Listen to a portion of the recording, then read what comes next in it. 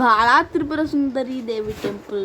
Hi friends, welcome back to our channel. మన ఛానల్ని ఎవరైనా ఫస్ట్ టైం చూస్తుంటే లైక్ చేయండి అండ్ అలాగే షేర్ చేయండి అండ్ సబ్స్క్రైబ్ చేయడం మటుకి అస్సలు మర్చిపోకండి. అండ్ పక్కనే ఉన్న బెల్ ఐకాన్ నొక్కండి, అప్పుడైనా ఆ నోటిఫికేషన్స్ మీకు అందుతాయి. ఇంకా శ్రీ బాలా త్రిపుర సుందరి దేవి టెంపుల్ గురించి వెళ్తే, ఇక్కడైతే ఒక చెట్టు ఉంది, దానికి ఏదో కట్టారు, అంటే కోరికలు తీరడానికి పేపర్లో కట్టారనమాట. దాని పక్కనే శ్రీ జగద్గురు ఆదిశంకరాచార్యుల వారి టెంపుల్ అయితే ఉందన్నమాట.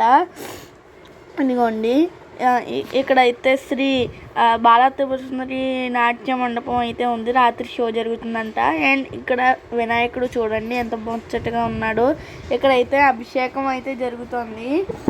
ఇక్కడ దాని పక్కనే శ్రీ వల్లి దేవసేన సమేత శ్రీ సుబ్రహ్మణ్య స్వామి అయితే ఉన్నారు. ఆ దర్శనం అయిపోయాక ఇంకా నెక్స్ట్ కూడా అయితే వెళ్దాం అనమాట. ఇక్కడైతే గోపురాలు అవి షూట్ చేస్తామన్నమాట. ఇక్కడైతే శ్రీ శివుడు నీరన్నా ఉన్నాడు, ఆ తెప్పని కూడా వీడియో తీస్తా. ఇక్కడైతే శ్రీ రుక్మిణి సమేత పాండురంగ స్వామి టెంపుల్ అయితే ఉంది. అండ్ దాని పక్కనే శ్రీ అయ్యప్ప స్వామి గుడి అండ్ అలాగే సూర్యనారాయణ స్వామి గుడి కూడా ఉంది. దాని పక్కనే గోశాల అయితే ఉంది. గోశాల దాని పక్కనే ప్రదక్షిణ చేస్తున్న ఒక చోటు కింద ఒక చెట్టు కింద శ్రీ దత్తాత్రేయ స్వామి వారి గుడి ఉంది. ఇక్కడ దత్తాత్రేయుడికి విశిష్ట పూజలు జరుగుతున్నాయి. ఇక్కడ దాని పక్కనే అభిషేకాలు అవి జరుగుతున్నాయి అన్నమాట ఒక విగ్రహాలకి.